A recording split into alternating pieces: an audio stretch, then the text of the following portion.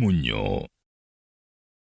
Balamusiza mikwano gyaffe abalungi abatuliriza mwebale kwekuumira kweno mwebale kwekuumira ku Salt Media mwebale kubeera ku Salt FM zonna 107 Salt FM Kampala 98.2 Salt FM Busoga ate ziba zisaasaana okuvaawo tuba tuzogererako abantu ne babanga bazifuna mu bitundu ebyenjawulo abali embaale ku 102.6 okusaasaanira ddala paka mu Kenya n'ebitundu bingi ebya Eastern Uganda mwena tubaniriza mu program emisingi namwe mwena abali mubende ku 97.5 okutuukira ddala yonna gye yetuuka abali Fort Portal ku 9.3 Salt FM paka Kasese paka Mundeyo mu Kongo mukama nga bw'abayagadde okutambuza amayengo abali embalala ku 95.0 era ng'egendera ddala n'abo mu nsozi z'eyo Kisoro Kabale ne mugifuna ne mawanga yonna gye beetuuse mwena tubaaniriza ku radio station zonna omukaaga eza Salt Media program emisingi bwebegguse omanya nti eyo yo program eriemu ng'ekatinga across ku platforms zonna abali ku Salt TV ku free to air channel 005 abali ku Salt TV ku Zuku channel 052 abali ku Salt TV nga oli ku platform ya Azam nga oli ku channel 359 muri joni yonna mwena tubaniriza abali ku Go TV channel 391 mu Uganda ne muri joni yonna Go TV channel 391 ate namwe abali ku Star Times nga komutufunira twebaza mukama nti okuva le mwaddako temuddanga mukutawanyizibwa ekifaananyi kyekyo ate era eddoboozi lyeryo so twebaza Katonda abali ku channel 288 eya antena ya Star Times mu Masaka n'emiriraano gyonna mu Kampala n'emiriraano gyonna mu Busoga n'emiriraano gyonna mwebale okubanga kwe muli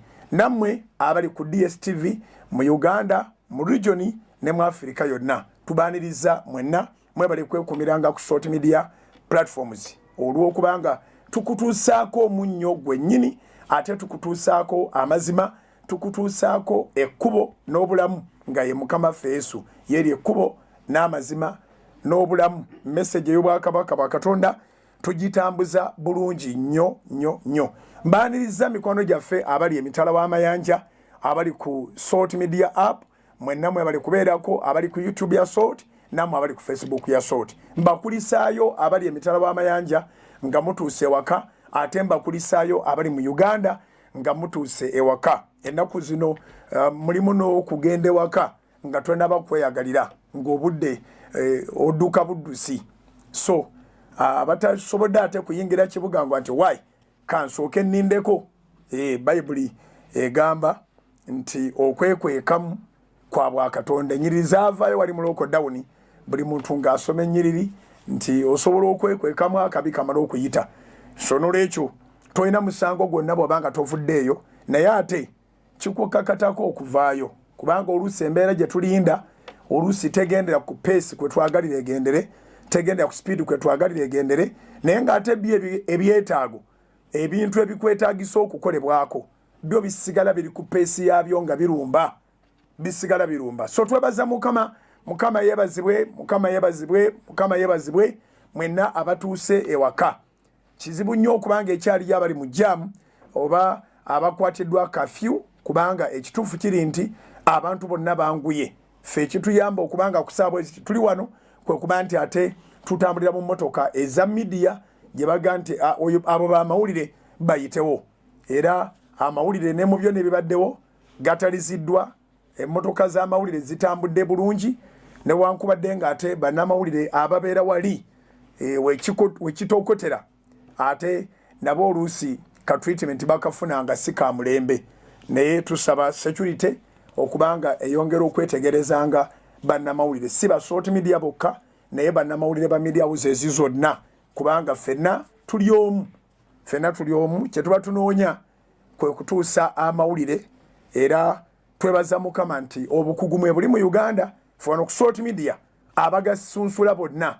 bakugu bewandiise ba editors bali approved professionally even by the government media council yabatongoza aba Salt Media era twabasaba meeting na UCC ebere kimanyi bulungi nti aba bagakutte bebo nolwekyo buli omu aba akola nga security bwebezza ebintu mu nteeko ate beesaana okumanya nti n'abamawulire nabo bayina kye bakwasaganya mu ngeri eyo professionally. Actually field yetuuka nebanga erimu ba professionals bokka ng'ogyeko abantu abalina okwekiziitinga okuva wali emitawaana, naye abasigadde abamawulire ne security mwenna kyemukola mukola kya bukugu. Twebaza Mukama olw'okubanga akyatuwadde obulamu, twebaza Mukama olw'okubanga akyatuwadde ekisa. Tuliwo lwa kisa kya Mukama, tuliwo lwa kusaasira kwa Katonda, tuliwo lwa bulungi bwa Mukama. Tusabye nnyo mulankyawa olwaleero. Abamu oyinza n'okuza nti wabaddeyo okusaba, naye okusaba kwa buli lunaku Bayibuli etuga nti musabenga obutayosa. Abasesalonika ekisooka, Abasesalonika ekisooka, 1 Thessalonians chapter 5, 1 Thessalonians chapter 5 Bayibuli egamba bweti, chapter 5 verse 17, musabenga obutayosa. Abasesalonika ekisooka essula 5 olunyiriri olw'17 lwogera ebigambo bibiri byokka, musabenga obutayosa. Actually Setaani atwala akakisa k'okuba nti wabaddewo okugayaala, atwala akakisa k'okuba nti wabaddewo okugayaala, awo n'alyoka ayingizaawo ebintu bye biri bisatu: yajja okubba, yajja okutta, yajja okuzikiriza. Setaani yajja kubba, yajja kutta, yajja kuzikiriza. Naye ng'ebiseera ebisinga advantage eyo agiteekinga nga waliwo otulo. Si Yesironi yaffe nga tuli mu kwogera ku tulo, kasita wabeerawo okwebaka kutono oba okubongoota kutono, okufunya emikono okwebaka kutono, omulabe ng'alyoka ayingirawo nga yeegiriisa. Naye Bayibuli etugambye Basesalonika ekisooka essula 5 olunyiriri olw'17 nti musabenga obutayosa. 1 Thessalonians chapter 5 verse 17. Pray unceasingly. Pray unceasingly. That is the whole verse. Verse eweddeyo ng'eweddeyo na bigambo ebi bibiri. Olw'ekyo mukwano gwange, mwannyinaze muganda wange ali mu Uganda nawe ali emitala w'amayanja, okusaba kwe kuba kukulemberamu buli kintu kyonna. Ebigere byo saba bibeere nga bikulembeddwa Mukama. Oluusi tuyingira mu nsi, ensi nga si ntereevu. Ffe tugenda okugamba nti ensi si ntereevu, nga ye Mukama yakirabye dda. Kyava yogera mu Isaaya 5, mu misingi leero wandiika ennyiri yezuwera. Isaaya essula 5 agamba bw'ati.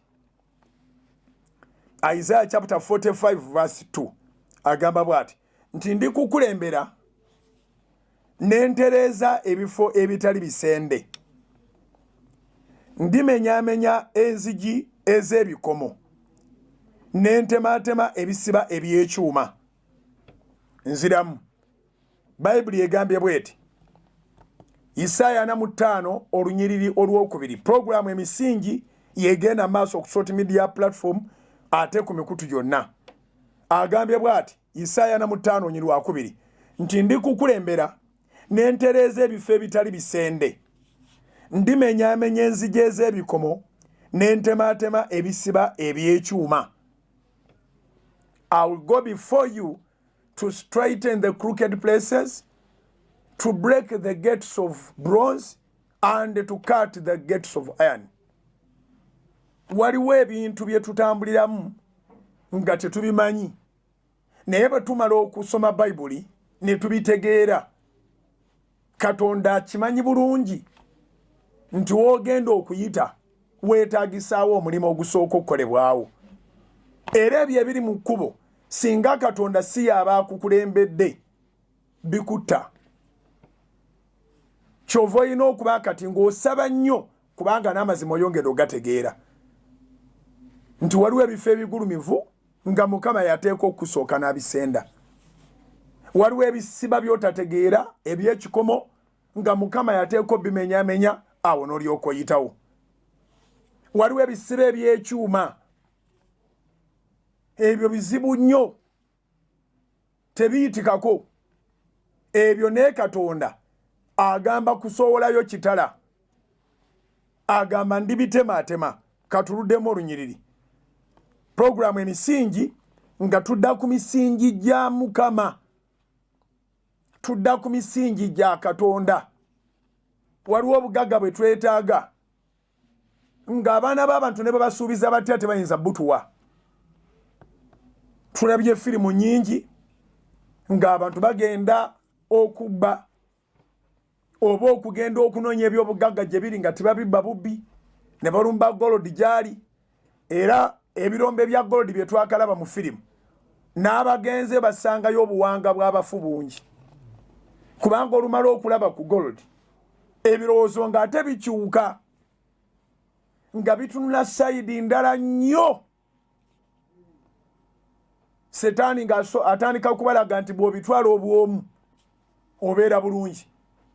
So ababadde abataano, omu natta omulala, n'omulala naye natta omulala, n'omulala naye natta omulala, okukkakana nga bonna bataano balina ebisago, ne bafiirayo ne bongera ku buwanga obubeerayo. Ebifo ebirimu obugagga abooluganda, ebifo ebirimu ebintu ebirungi, ebifo ebirimu ebintu bye twesuubiza bye tuyaayaanira, ebigambo ebyogerwa nga tetunatuuka mu bifo ebyo birala, n'ebigambo ebikolebwa ebyogerwa n'ebiteekebwa mu nkola nga tumaze okutuuka ku biyaayaanirwa, ebyo nabyo birala nnyo.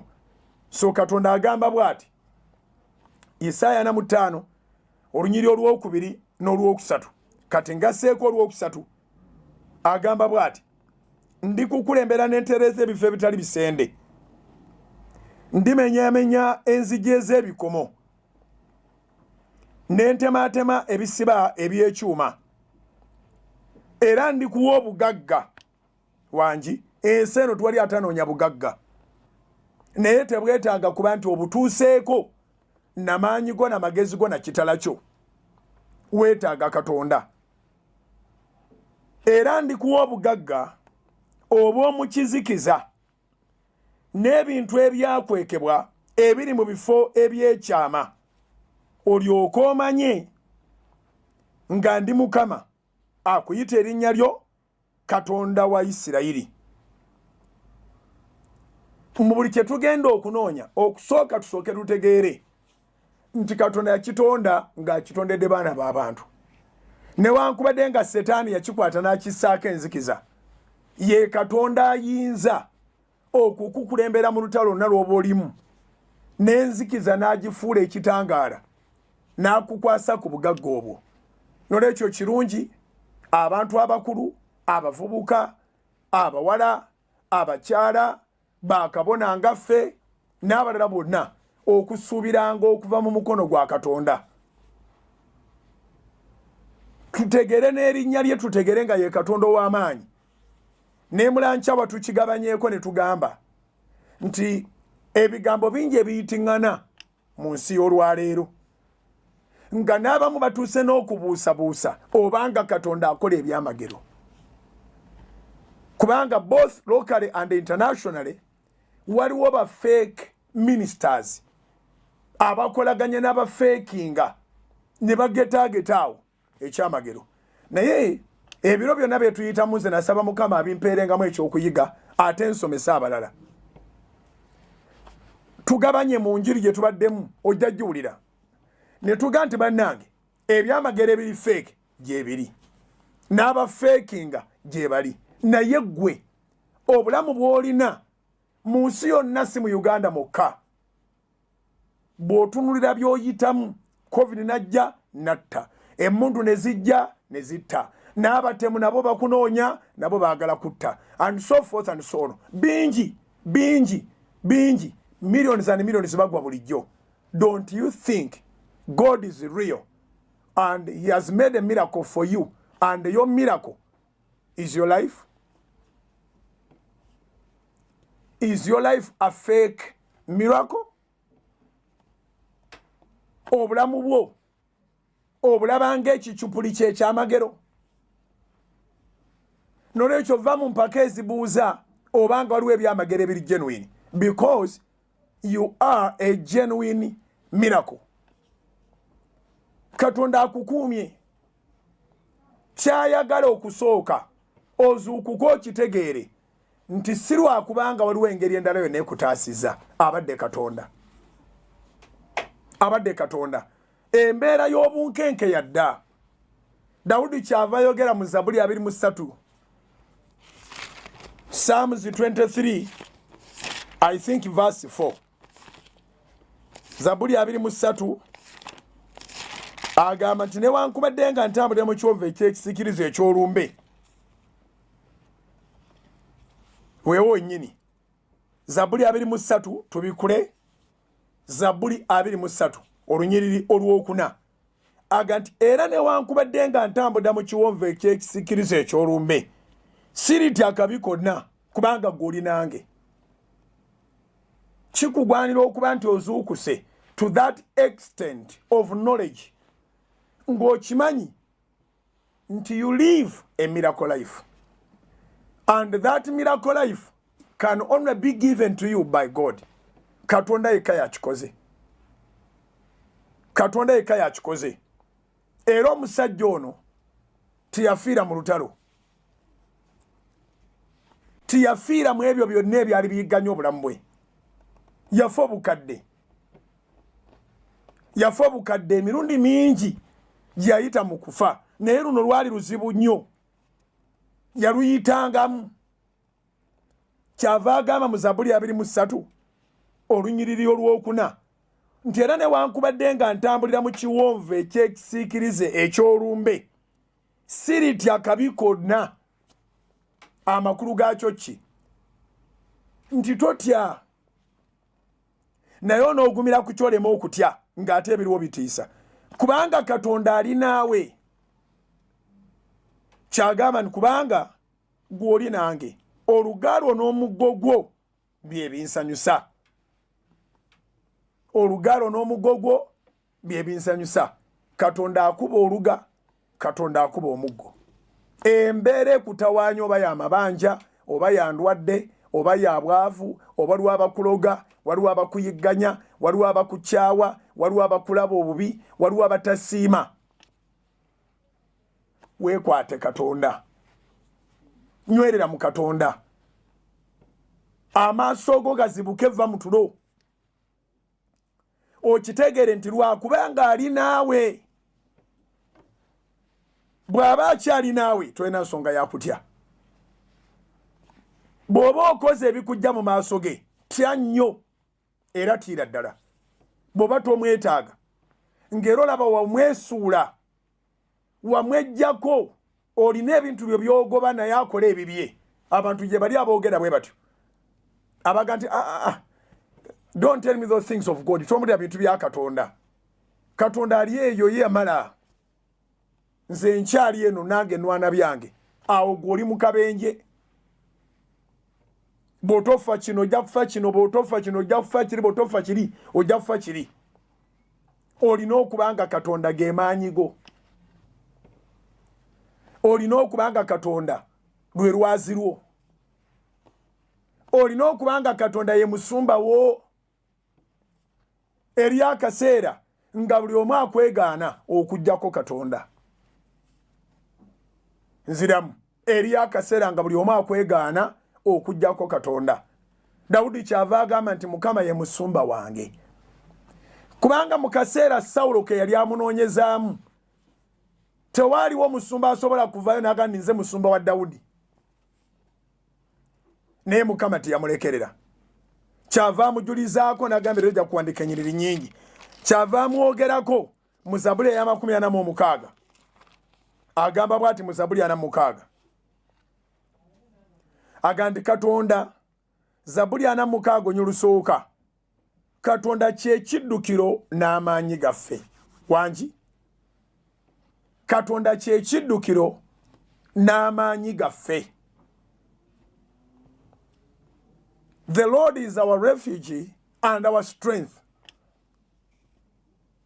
The Lord is our refuge and our strength. Katonda kye kiddukiro n'amaanyi gaffe. So toyingira mu debate ezikubaganya ebirowoozo ku byamagero.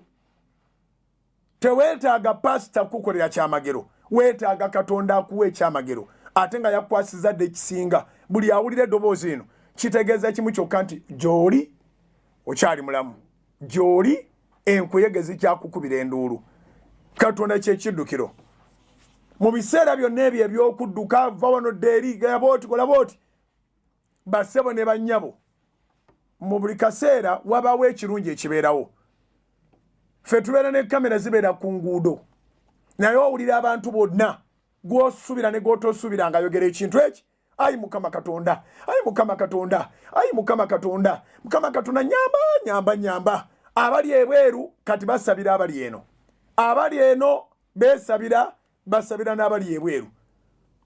Amakulu gaakyo nti waliwo spiritual awakening, okumanya nti kati si sente zo, okumanya nti kati si mmotoka yo kubanga nsoga nti nyine muluka, okumanya nti kati si dduuka lyo.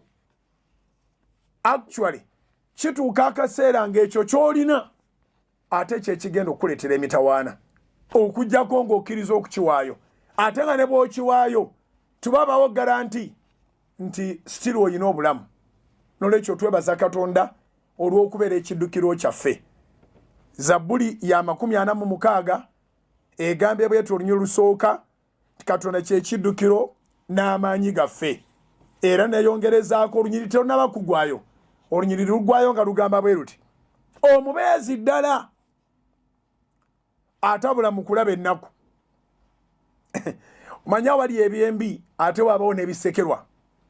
Nabadde ndaba ku social media platforms ezimu ng'oli awandiiseeko n'agamba nti mu mbeera eno nga bw'eri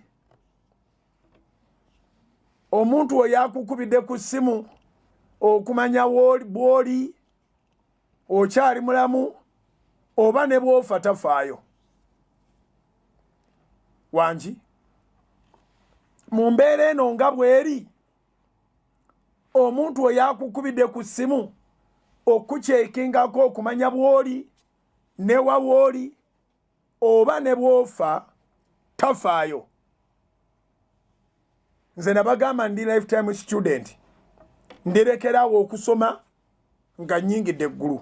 Era omuntu bangamba nti bugingo tiwasoma, nsanyuka kubanga sinnamaliriza. Abantu okuwaana nti osomye oteeka okuba ng'omaze, ate nze nkyasoma buli lunaku mba n'ekyensoma.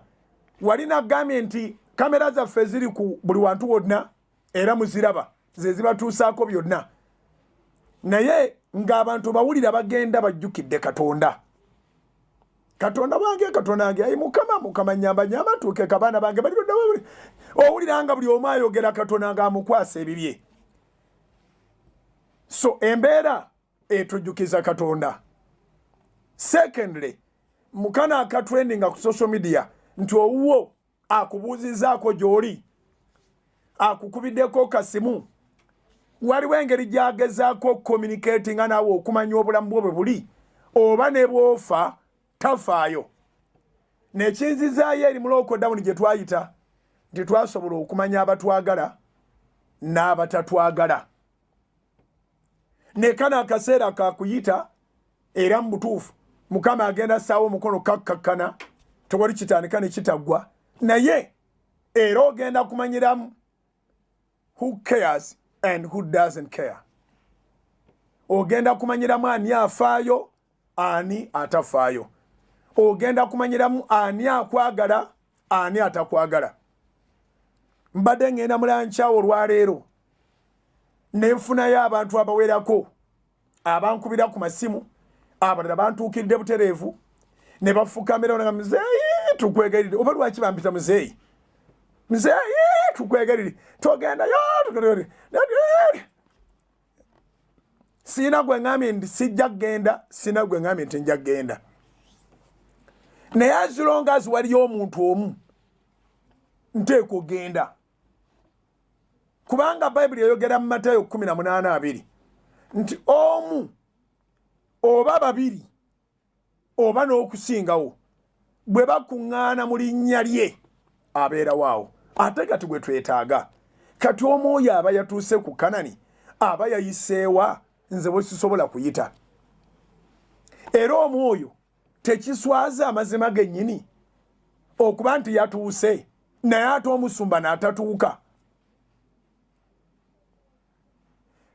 Tulina abasumba abalala mu House of Prayer era babadde baŋŋamba musumba gundi yababuulira wakiri musumba gundi yababuulira lwaki yabuulira mu kaseera bwe kati musumba gundi ajja kubuulira ne musumba gundi ajja kubuulira mu kaseera akalala kana akaseera kaba kasalawo ndi musumba waabwe ddala oba siri musumba waabwe.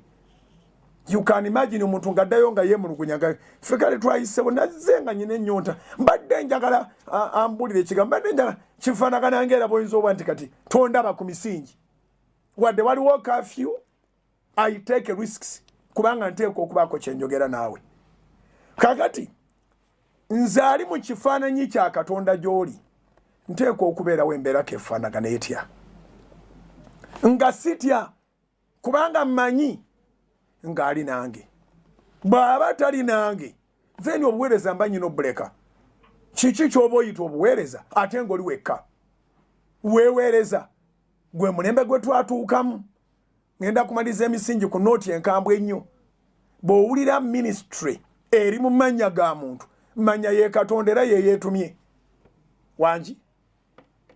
Bw'owulira ministry eri mu mannya ga muntu manya ye Katonda era ye yeetumye. Ekyokulabirako singa tubadde tuwulira ministry oba ya energy oba ya gender oba ya finance oba ya name it naye ministry eyo nebanga eri mu mannya ga muntu.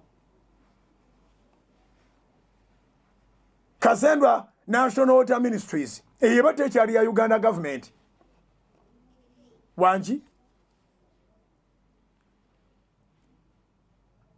eba tekyali mu mannya ga muntu. Kalibala Bank of Uganda Ministries eyeba efudde eba tekyali Bank of Uganda. Gwe mulembe gwe tulimu ng'abantu Katonda baamusalayo ministry ne ziba zaabwe. Ogenda okulira Kalibisubi Ministries abakkiriza mwegendereze ministry gy'olimu bw'ebanga ya Katonda ate teteekwa kubeera attached na mannya ga muntu. Oli bagamba nti Sebiragala Ministries eba tekyali ya Kristo eba yiye. Sebiragala oyo ye yeetumye. Songa ye trend eriwo olwaleero abantu baggulawo ministries mannya gaabwe singa betwaddira mu bigere baali baziteeka mu mannya gaabwe ffe twandiweereza tutya. Singa endagaano empya yawandiikibwako ebitundu 7 ku 100 nga Pawulo yawandiika omutume singa yaziyita Paul Ministries Apostle Paul Ministries twandiyingiriddemu ye bwefuuka Apostle Paul Ministries eba ekyali God breathed word omwoyo wa Mukama y'aba ayisizza mu Pawulo okwogera. So kyenva mbagamba nti mulembe gwa kwetegereza mulembe gwa kuzuukuka kubanga abantu bawamba ebitali byabwe naye Katonda yabeerawo. Wanayogeddwako mu Zabuli 46 oli olusooka Katonda kye kiddukiro n'amaanyi gaffe omubeezi ddala atabula mu kulaba ennaku kye tunaavanga tulema okutya ensi ne bw'eneekyukanga n'ensozi ne bwe zinaasigukanga mu buzibu obw'ennyanja wangi. Ogenda n'osoma Bayibuli n'ogani Mukama eno baagiwandiise lwaleero oba bulijjo mbeera nayo. Ekyo kye kizibu kye tuba nakyo. Ekitabo kino mu buli nnyumba kumpi mwekiri naye kye kisinga okusomebwayo akatono. Kye tunaavanga tulema okutya kubanga tulina omubeezi. Tuddemu tusomeze ennyiriri 2 nga bwe tumbawumba ekitundu ky'emisingi ekisooka olwaleero. Zabuli 46 olusooka n'olwokubiri. Psalms 46 verse 1 to 2. Katonda kye kiddukiro n'amaanyi gaffe omubeezi ddala atabula mu kulaba ennaku kye tunaavanga tulema okutya ensi ne bweneekyukanga n'ensozi ne bwe zinaasigukanga mu buziba bw'ennyanja, there's nothing that should cause you to fear. Kubanga Katonda kiddukiro, Katonda maanyi. Wali mu Zabbuli 23 onyiri olwokuna Bayibuli etugambye nti era newankubadde nga ntambulira mu kiwonvu ekyekisiikirizo eky'olumbe, siritya kabi konna kubanga guli nange. Ennyiriri z'ensomye zonna zikujjamu kutya. Abooluganda, okutya kitundu kya kwebaka. Okutya kitundu kya kwebaka. Obeera webasize ekitundu kiri Katonda kye yateeka mu bulamu bwo mwatuula okukola emirimu. Katonda yatukozesa era ky'obalaba ng'osobologana wabula Mukama amukozesezza. Mukama akozesezza omusajja oyo. Mukama akozesezza omukazi oyo. Katonda tasobola kukozeseza mu kutya. Waliwo ebintu bibiri, ekimu bakiyita fear, ekirala bakiyita faith.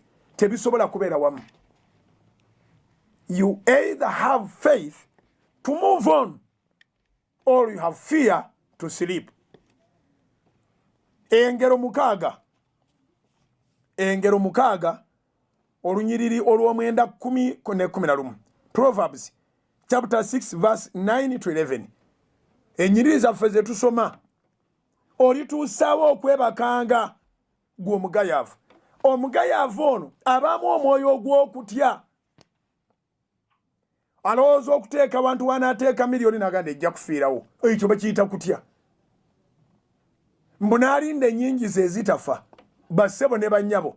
Loosi zikolebwa mu ssente nnyingi ne mu ssente entono. Ate oba waakiri ofiirwa entono. Ab'ennyingi bafiirwa nnyingi ekigenda ewala.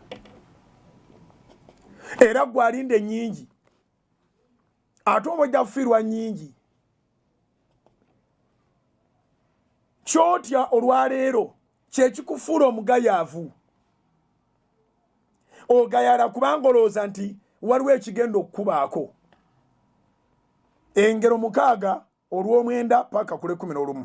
Olituusaawo okwebakanga gwe omugayaavu. Oligolokoka ddi mu tulo two. Wakyaliwo okwebaka okutono n'okubongoota okutono n'okufunya emikono okutono okwebaka.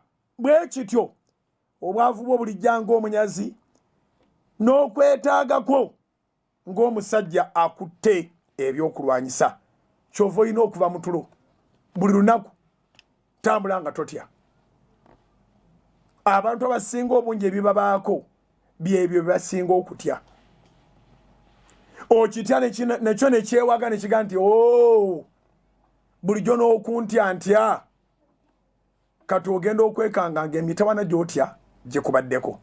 Ddamu amaanyi, oguma omwoyo. Ye Katonda abalina omubiri bonna. Nze yaŋŋambira ddala nti bugingo yingira ekibuga osabe n'abantu bonna abalokole n'abatali balokole. N'aŋŋamba bugingo soma, n'ansindika mu Yeremiya 3:2 olw'26 n'olw'27. Awoogera nti ye Katonda w'abalina omubiri bonna. Tewaliwo balina mubiri nga baatondebwa mulala. Ye Katonda w'abalina omubiri bonna. Jeremiah 32 verse 26 to 27. N'abuuza nti waliwo ekiyinza okunnema. Newankubadde ng'ekibuga kisobola okuba nga tikiteredde, naye akimanyi. Kyavudde akugamba eri mu Isaaya 5:2 nti ndikukulembera n'entereza ebifo ebitali bisende, n'emmenyaamenya ebisibe by'ekikomo, n'entematema ebisibe by'ekyuma. Toyinza kwekwasa. Ne bagamba nti olunaku oluyise ne opportunity eyeeyiseewo eringa amazzi ga taapu agagenze ekiro kyonna nga tuwali muntu asena. Kizibu ga following up. N'omanya nti geegano nga sanze eno gagenze. Gw'olembekawo every opportunity gikozese. Kulinga kulembeka amazzi ga taapu. Kulinga nga kulembeka amazzi ga pipe ag'omudumu nagereza kuge waffe Masaka agenziziza emidumu. Agakulukuta oba we muli oba temuliiwo. Va kuge Kampala ge basiba ne taapu. So don't lose opportunities disguised in the spirit of fear. Tofiirwa mikisa gyo nga weekwese mu mwoyo gwa kutya. golokoka mundayo bwaba walaba ng'ozuukuse mu mwoyo ne mu birowoozo oyogera nga Dawudi ti newankubadde nga ntambulira mu kiwonvu ekyekisiikirizo eky'olumbe siriti akabi konna. Buli lunaku gezesa emikisa gyo nkwegaridde tosigalaka nga weebase leka kupredictinga nga bwayinza okubeerayo riots nga bwayinza okubeerayo biki nolwekyo n'osigalawo nga biri otonzewo bitonde lwakutya omuntu atidde atondawo ebintu. Nzijukira nga tukyatambula mu kyalo e Masaka mu kutya mubadde muveeyo mu mboozi ate siwo musula obedda munyumya ku basezi kati kutya n'alyoka ddira ekisanja n'akifuula omusezi akutene jambiya tano olingiza bodnogani si muntu oyo kati olw'empewo etambula mu kiro nekitandika nakyo okwewubamu bwekiti katononoga nti ali ku gate set noddayo totya okutya kutondawo ebintu bingi bw'onootya ojja kutondawo ebitaliiwo ofirwe emikisa ng'ate ennaku ezigenda tezidda. Alozias Bugingo gegange mbaagaliza bulungi bwerere mbaagala nnyo mwebale kubeera ku Salt Media kanfunemu ka break katono nnyo naawe ato internalize ebigambo bye twogedde nkomewo tuwumbewumbe sigala ku Salt tovaawo. Soul Television Femunyo. John loves football on GoTV, so he traded being a best man for being a best fan. Miriam stood her date up just for this matchup. Albert and his family had plans, but they couldn't miss this, and neither can you. Because this new football season, this is football worth watching. Get a GoTV decoder and 1 month of GoTV Max for only 89,000 shillings to get all the football action. GoTV. Live it, love it.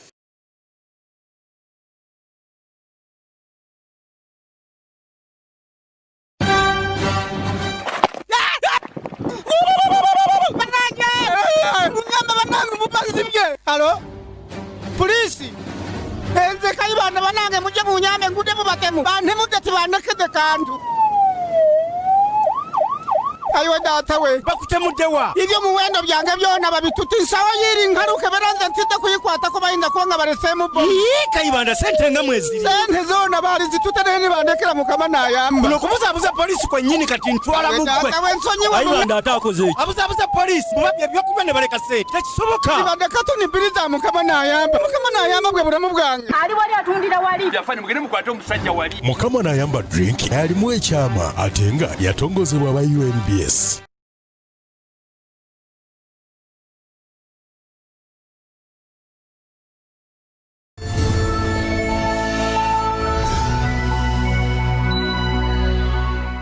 Erinnya lya Mukama Yesu lyebazibwe. Alozias Bugingo gegange okuva mu House of Prime Ministries International. Nzize okwebaza kula abasumba bonna, okwebaza kula abakadde b'ekkanisa bonna. Mwebale nnyo bammemba ba House of Prime Ministries International. Mwebale nnyo mikwano gya House of Prime Ministries International. Mwebale nnyo bawero wishers. Obuweereza bwaffe buweereza eri abalokole n'abatali balokole. Mwebale abatwagala, mwebale abatusabira, mwebale abatudefendinga eyo mu society. Olinga tatutegeera ate nga yagala otwogerera. Mwebale okubanga mwagadde nnyo Salt Media. Yategerekeka nnyo mu biseera bya lockdown ne yali tatumanyi yatumanya kubanga ye church yali esigaddewo. Tukkiriza mu kanisa etalina bisenge. Tuze okubebaza era n'okubasiima era n'okubategeeza nti tubasabira mu kusaba kwaffe n'okusiiba tubasabira. Ne bwe tuba tetuli mu season za kusaba na kusiiba era tubasabira. Mwebale okubanga muganza Soloti essaawa 24 TV ebunye buli wantu FM zibunye buli wantu abali emitala wamanja mwegazanyiza ku Salt Media app, mwegazanyiza ku YouTube, mwegazanyiza ku Facebook ya Salt. Mwebale mwabakola kati ne standing orders mu bank nga muga nti ntadawo standing order kwa account yange kujja kubanga ko sente bweziti zigende ku Salt Media. Banji mukikoze nga temusabira mu House of Prayer. Banji mukikoze nga temuli balokole. Mwebale nnyo mwebalire ddala. Waliwo omusajja ali mu kitabo kya Luka essula ya 7. Omusajja oyo yayambako abayudaaya nga bazimba ennyumba ya Mukama wadde teyali mu Yudaaya wadde teyali wanzikiriza zaabwe. Luka 7 ojja mwesomerako. Naye bwakya ku makya n'aba nga yali yeetaaga Yesu okuwonya omwana we. Munnange abakadde b'ekkanisa ne bakuŋŋaana n'abakadde b'Abayudaaya ne bamugamba nti kimugwanidde oyo okumukolera ekyo kubanga ayagala eggwanga lyaffe n'essinzizo mwe tuli ye yali tuzimbira. Ekyono ne kindeeta okutegeeza gwe omulokole n'awatali mulokole nti nga tuli mu kampeyini ey'okuŋŋaanya ssente ate zisoboka ewaffe bisoboka mu Katonda waffe bisoboka. Tukuŋŋaanya ssente ez'okuzimbira Mukama. Tujja kuzimba mpolampola naye zijja kuwera. Obanga twaweza obukadde bwa $, ne tugula ettaka lya Kanani tetugenda kulema ate kweza bukadde bwa $, kuzimbako Pentagon ya Mukama etuuze emitwalo 380. Pulaani mugimanyi, buli kimu tugenze tukibalaga, tuli steady era tumanyi nga tujja kukikola. Mwebale abagenda mu Centenary Bank ne muteekayo sente za Pentagon nga mwekubiriza mwekka. Abamu ze waakabayo tozijjukira, emirundi gye waakabayo togijjukira. Weekubiseemu emirundi n'emirundi kubanga twagamba nti singa abantu babadde akakadde kamu buli muntu n'akeera n'awayo emitwalo 10 singa kyavadda mu kkubo. Naye gwe weekubiseemu emirundi buli lwoddayo mugambe Mukama nzize okukima omukisa, nzize okukima omukisa. Akawunti eyo njagala kugibajjukiza abamu ababeera bagyerabidde abali ku Soloti FM nga kati Mukama yakikoledde. Oyagala kuwayo kimu kya 10, oyagala kuwayo za Pentagon, oyagala kuwayo kiweebwayo. Akawunti kwata olupapula n'ekkalamu giwandiike. Ali ku Soloti TV bagikuteereddewo ogirabaawo, giwandiike eri akawunti namba 31 0 emirundi 3 6 00 6 1. Akawunti eri mu mannya ga House of Prayer Ministries International eri mu Centenary Bank. Kozesa amatabi ga Centenary Bank mu ggwanga lyonna, oba kozesa essimu yo bw'oba ng'olinayo akawunti okozesa essimu yo okuteekako, oba kozesa ATM. Wonna wonna w'oba oyitidde oba online osobola dde okuteeka ssente ku akawunti eyo. Eri mu mannya ga House of Prayer Ministries International eri mu Centenary Bank. Akawunti ya Uganda shillings, akawunti eri namba 31 0 emirundi 3 6 00 6 1. Ate mmwe abagenda mu Abasa Bank, Abasa oba Abusa nga bw'okyatula naye nga tujjukira nti ye yali Barclays Bank. Gwe bw'obanga gy'ogenda tulinayo akawunti 2 eri neya $1 ekyagizaala twagigulawo nga tuli mu kusasula ttaka lya Kanani. Okuva ku olwo tegalwangawo, yasigala ekola. Naye nga tulinayo akawunti 2 mu Abasa Bank, emu ya Uganda shillings, endala ya $.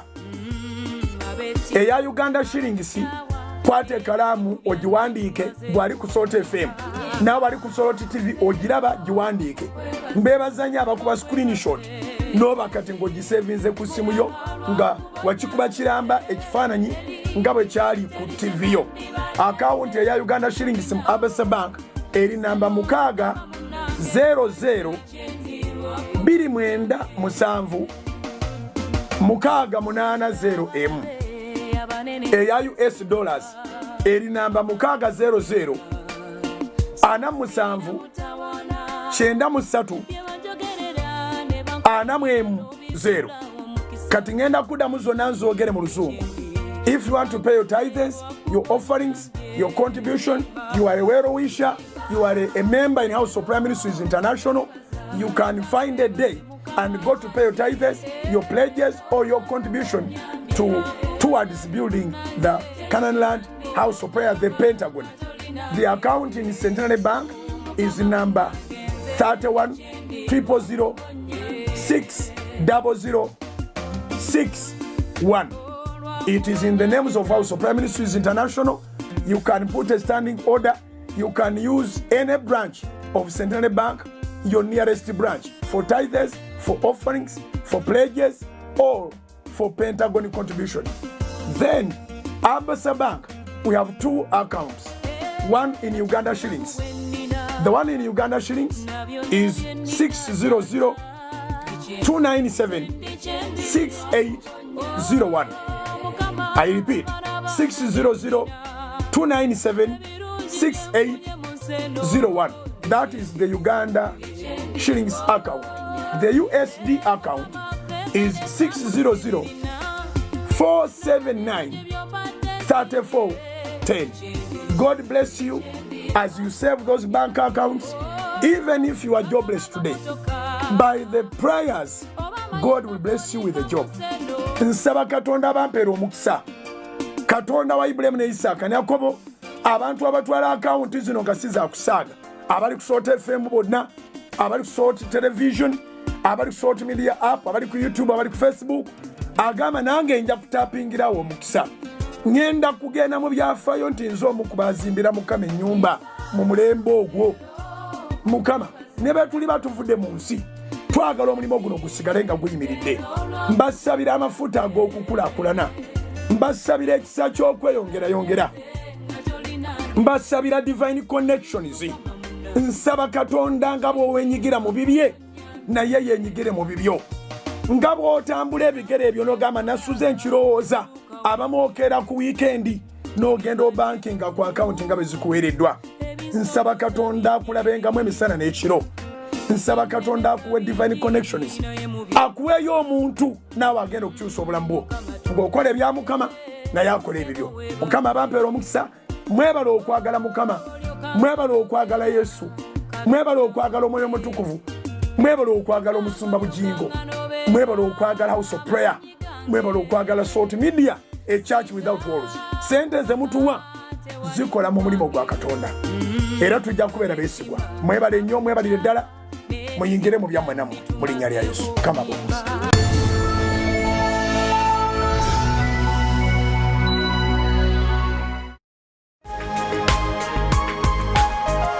Soul Television, Femunyo. Erinnya lya Mukama lyebazibwe mukulikeeyo mu kalango kafaako kabeera kamu nga keegasa. Mwebale waliwo omukyalo omu era ku misingi kwoli amannya go nagalabye wagenze mu Centenary Bank n'oteekayo emiliyoni 8 nga za Pentagon. Mukama akuwa omukisa. Oba zabadde za Pentagon, oba zabadde za tithe, ffe tukuŋŋaanyiza wamu. Wagenze mu Centenary Bank ku account ya House of Prayer Ministries International n'oteekayo obukadde 8. Nalabye message kubanga bwe muteekayo batuweereza email alerts. Nolwekyo nazirabye miliyoni 8 ze wataddeyo. Mukama akuwa omukisa. Tubagamba nti bwe banga Centenary Bank ye kuli okumpi account eyo gwe giwandiike, bwe batogiwandiise leero ojja giwandiika enkya. Katonda baba akuwadde omukisa ng'oyagala kuwa kimu kya 10, oyagala kuwa kiweebwa, oyagala kuwagira buweereza buno, oba oyagala kuwaayo ku lwa Pentagon. Pentagon project nene nnyo naye mu maaso ga Katonda ntono nnyo. Twetaaga obukadde 20 obwa dola. Tebunabaako bwe bwabadde naye ate tetuli ku zero. Nolwekyo tujja kuwaayo okutuuka nga ssente ezo ziweze. Era tukkiriza nti bwe ziriba ziweze ate tujja kusala amagezi tuddeko ebbali katono bakole tuddeyo batukwase ekisumuluzo. Era mbasabira mwenna abawayo ssente ezo mu Centenary Bank, Katonda namwe abampeere turnkey houses atajja kikola. So mwebale nnyo ku bugazi bw'eggwanga bagenda mu Centenary Bank oba tithe oba offering nga yekuli okumpi bikolere eyo oba za Pentagon zitwale eyo. Namwe mwebale nnyo, mwebalire ddala batwala tithe zammwe ku account ezo eza Abasa Bank, account za House of Prime Ministers International. Eri mu Centenary Bank erimanyaga House of Prime Ministers International. Wano mu Abasa zirimanyaga House of Prime Ministers International. Mwebale awakwangwira woba ogenda naye erinnya lya Mukama tulyebaliza okubanga atutuusiza ku bino. Nsaba Katonda abawo omukisa ayongera obbakulaakulanya agaziye ensalo zammwe. Omukyala yawaddeyo miliyoni 8 weetegedde amanya nagalabye ga kikyala ate ne sente zaatuuse ku akawunti eya House of Prime Ministers International mu Centenary Bank. Tukomyewo nga tugamba nti zuukuka muli mundaayo. Bw'onoozuukuka mundaayo n'obanga munda olaba Katonda abazibu ojja kuyitawo. Bassebo ne bannyabo Dawudi agamba Zaburi 23 onyirwa akuna nti era ne wankubadde nga ntambulira mu kiwonvu ekyekisikiriza eky'olumbe siriti akabi konna kubanga gwe oli nange. Okay, okubeera ne Katonda kikuwa confidence totambula wekka era nabagamba tuwaliwo atalina kukkiriza wabula kwetaaga kukwongera mu lufungo bw'owulira olunyiriri ng'olwo n'omanya nti abasajja nga ba Danyeri olw'okukkiriza nti Katonda ali nabo bakkiriza ne bagenda mu bunnya bw'empologoma okusinga okwegaana Katonda ne bavaayo. Abasajja nga ba Shadrach, Meshach ne Abednego bakkiriza ne bagenda mu kikomye ekyaka n'omuliro okusinga okwegaana Katonda era ne baguvaamu. Actually, every trial triggers a promotion. Kiwandiike, every trial triggers a promotion. Shadrach, Meshach ne Abednego bwe bafubutukayo bafuuka bakulu nnyo mu bwakabaka ate bonna abaali babeesimbyemu omuliro gwabalya. Danyeri bw'ava mu bunnya bw'empologoma yafuuka mukulu nnyo. He outlived many kings. Obulamu buli lw'oguma n'ogamba nnyina Katonda oba ne wooyita ate bw'oyitawo n'owangaalira ddala. Pulogulaamu y'emisingi olunaku olwaleero omulamwa gwayo gusinga obukulu is to empower you, to strengthen you. Abasajja bano bonna abaga nti ku lwa Katonda wakati mu bizibu bya Danyeri yayongera kuggulawo buguzi madirisa n'ayongera okukwata essaala. Essaala ekulabisanga omusiru n'obeera mugezi at last. Nkiddamu, essaala ekulabisanga omusiru n'obeera mugezi at last. Bonna ababadde balowooza nti kabakole n'emibiri gyabwe kabakole n'amaanyi gaabwe byebinaabalokola byebinaabataasa bamaliriza baguddeyo ow'essaala ng'awangudde. Kubanga through prayers we get to God.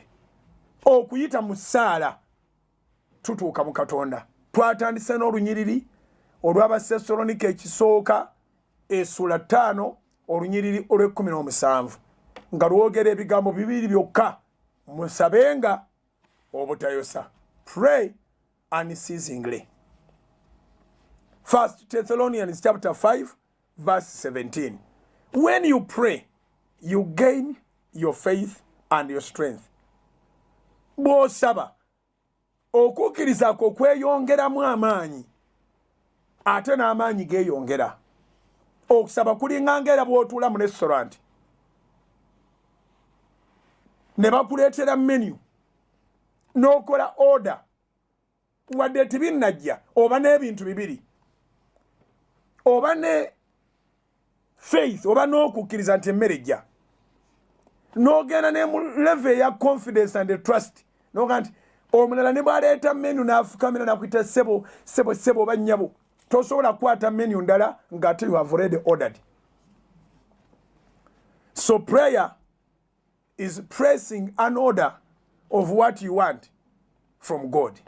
Kiwandiike, prayer is pressing an order of what you need from God.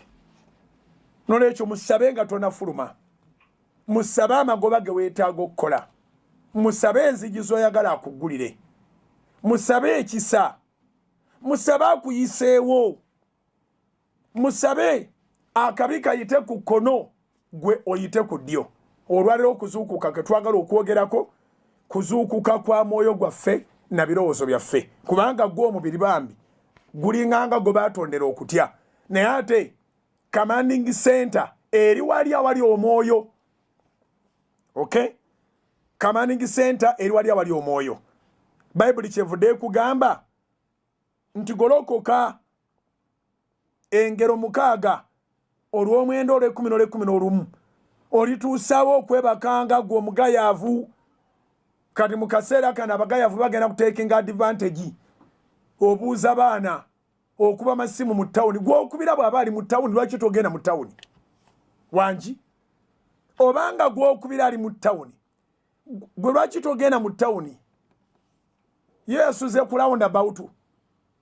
Ano? Sorry chichali. Wali wati eyo gwe okola ki? Hano? Wali wati eyo muganda wange. Watuuseeyo dda. Era naye kyalina okukola naddala nga mutunda ayite muzeezimu. Alina kugana baba. Naffe tunoonya ngeri gye tuvaayo. Kubanga alina okwekendereza ku ba competitors. Wake up. Olituusaawo okwebakanga gwe omugayaavu. Engero 6 olunyiriro lw'omwenda. Olituusaawo okwebakanga gwe omugayaavu. Omugayaavu abuuza ebibuuzo bingi. Amanyi n'okubuuza abaana ob'omukyala nti wabwerwa wenkuba ekutte. Omugayaavu abaanoonya bye yeekwasa aba n'ebibuuzo bingi. Afirwa airtime nga byabuuza. Anoonya kukatiriza kwagala kwa mutima gwe. Toyagala bagambe nti mu kibuga batereevu. Oyagala abakugamba ekigatta ku kyolina. Osobola okuddamu okutuula oba okwebaka oba okwegayaaza. Kyova olaba nga ffe tugenda mu maaso. Naawe nkwagaliza genda mu maaso. Saagala bwavumbula mu bwo. Bayibuli egamba bweti. Njagala nnyo okubanga byegamba bya Bayibuli.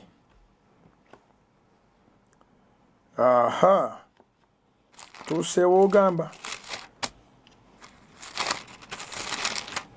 Kati lwentuuse. Bayibuli egamba mu ngero essula ya 20.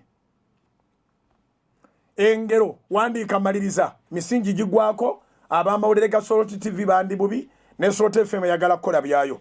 Proverbs chapter 20 verse 13 egamba bweti toyagalanga kwebaka olema okutuuka mu bwavu. Zibulanga amaaso go onokutanga emmere. Kanduddemu gumu. Toyagalanga kwebaka olema okutuuka mu bwavu. Zibulanga amaaso go onokutanga emmere. Soul Television, Femunyo. John loves football on GoTV, so he traded being a best man for being a best fan. Miriam stood her date up just for this matchup. Albert and his family had plans, but they couldn't miss this, and neither can you. Because this new football season, this is football worth watching. Get a GoTV decoder and 1 month of GoTV Max for only 89,000 shillings to get all the football action. GoTV. Live it, love it. Soul Television, Femunyo.